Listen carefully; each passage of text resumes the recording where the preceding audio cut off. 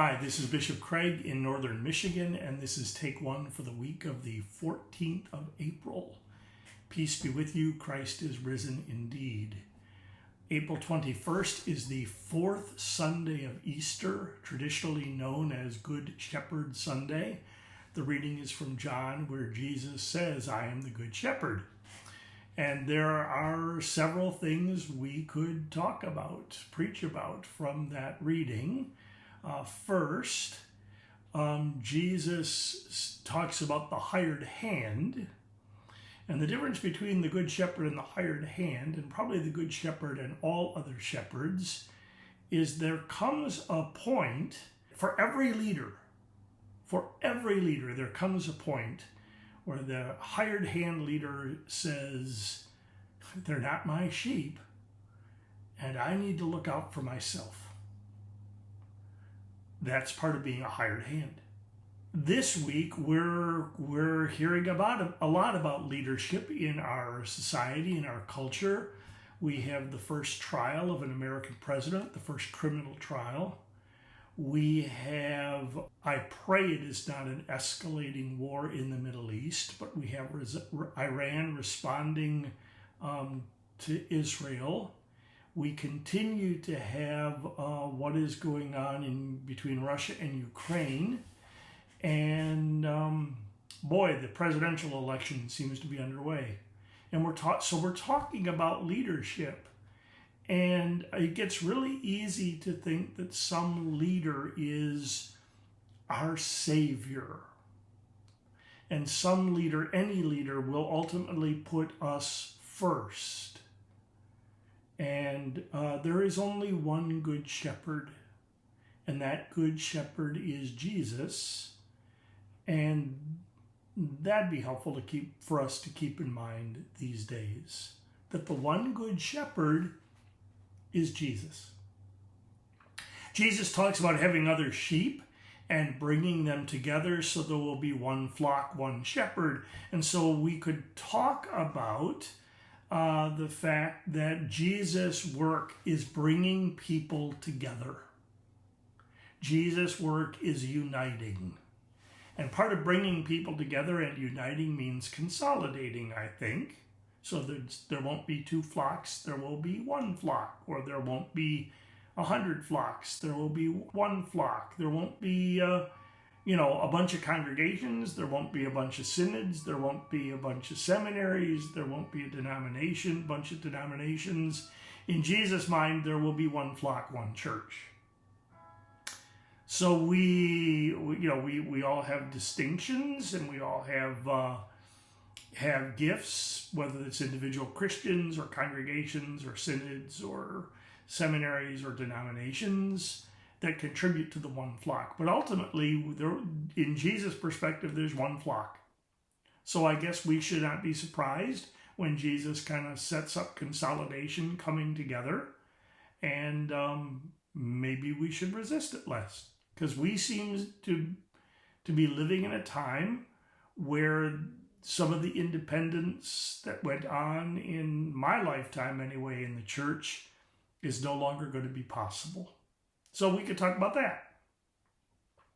But the theme that I'm going to preach about that comes over and over again is that Jesus lays down his life for the sheep.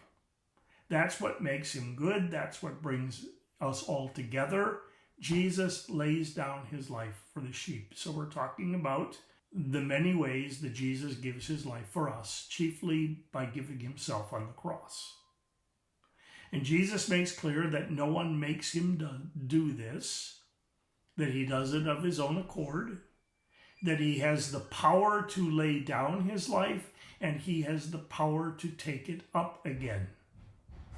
So dying on the cross was Jesus' choice, and rising from the dead was Jesus' power.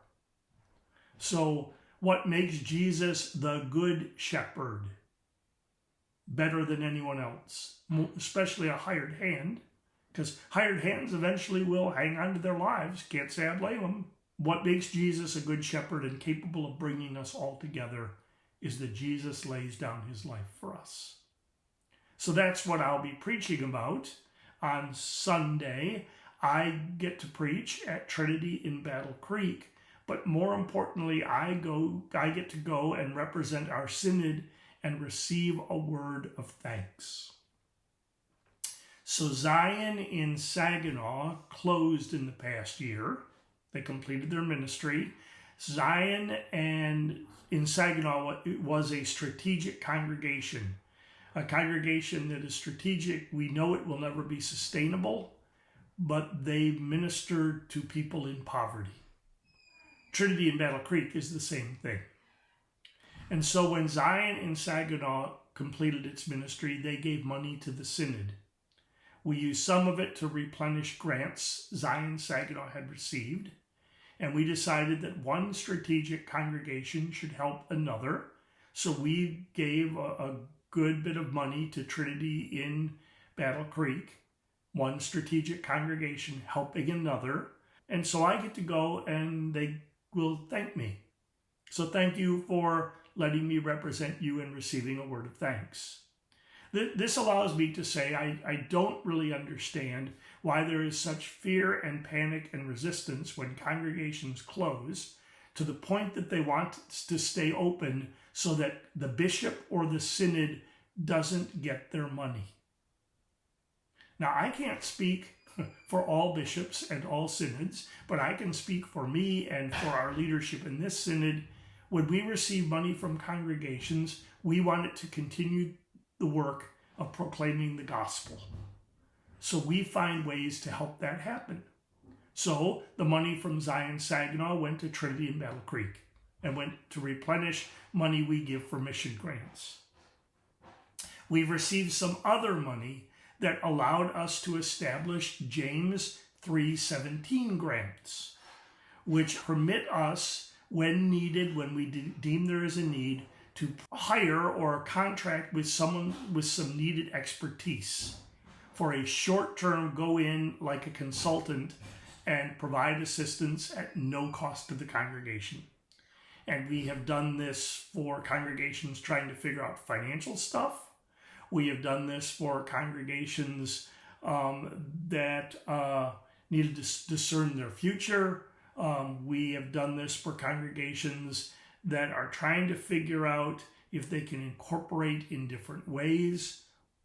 That's another way we have used money from congregations. We received some money from a congregation that we use as short-term loans when congregations are having trouble paying their portico, or pastors are in trouble because the congregation has not paid the portico. I read somewhere that the concern is that the health costs of pastors may in time close 45% of congregations. So we're trying to use this money to help congregations keep going. So I don't understand why people are so afraid to give their money to the synod. We will use it in ways that further the work of Jesus and that we think relate and are important to the congregations giving us the money.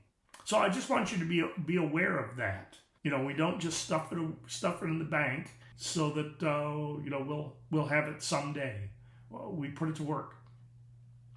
I have a quiet week this week. I am up north, and we'll be here probably till Tuesday. I have staff meeting on Wednesday, and then a lot of writing and things to do, getting ready for Synod Assembly, but not a lot of appointments, which, like I say, on Sunday I will be at Trinity in Battle Creek.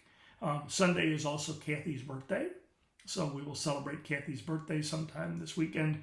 Sunday is also the 1-year anniversary of my brother Don's death, and he is on my mind pretty significantly this week, and all those questions of mortality and leaving family and all of that are pretty real and tangible, easy to take hold of this week. We rejoice with St. Paul in Reed City.